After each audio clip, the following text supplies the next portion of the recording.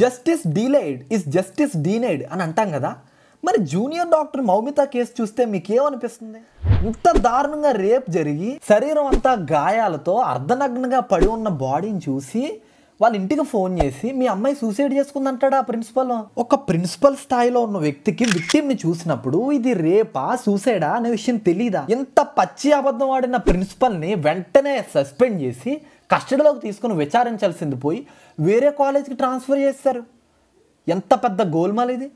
ఇలాంటి దారుణమైన సంఘటనలు జరిగినప్పుడు ఆ సంఘటన స్థలానికి ఎవరు పడితే వాళ్ళు వెళ్ళిపోతే ఎవిడెన్సెస్ డిస్ట్రాయ్ అయిపోతాయి. కాబట్టి ఆ స్థలాన్ని సీజ్ చేసి ఎవరు వెళ్లకుండా చూసుకోవాల్సిన బాధ్యత పోలీసులది.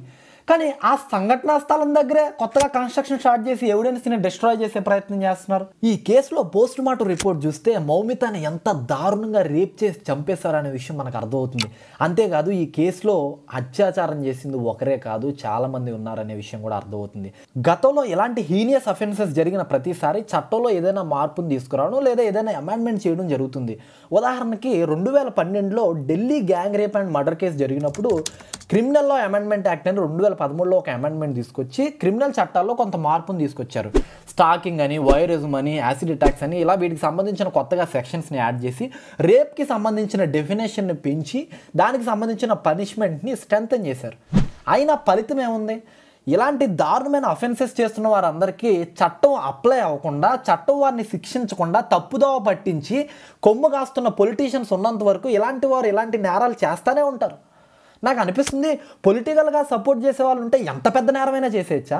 ఎంత పెద్ద అఫెన్స్ చేసైనా చట్టం నుంచి తప్పించేసుకోవచ్చా? ఫ్రెండ్స్, మీరే చెప్పండి. రేలకు అండగా నిలబడవలసినటువంటి పొలిటీషియన్స్ తమ వ్యక్తులు ఇన్వాల్వ్ అయి ఉన్నారని కేసు మొత్తం తారుమారు చేసి విక్టిమ్కి అన్యాయం చేయాలని చూడట్లేదా? ఈ ఉదాంతాలన్నీ చూస్తుంటే ఇంకా ఇలాంటి ఘోరాలు ఎన్ని చూడాలో అర్థం కావట్లేదు. చూద్దాం, ఈ కేసు తర్వాత అయినా ఒక మంచి మార్పు మన న్యాయ వ్యవస్థలోనూ అలాగే మన ప్రభుత్వాలు చేపడతాయని ఆశిద్దాం. మౌమితకి జరిగినటువంటి అన్యాయంకి ఏ ఆడపిల్లకి జరగకూడదు అని మనసారా కోరుకుంటూ మరొక ఇంపార్టెంట్ టాపిక్తో నెక్స్ట్ వీడియోలో కలుద్దాం. Thanks for watching.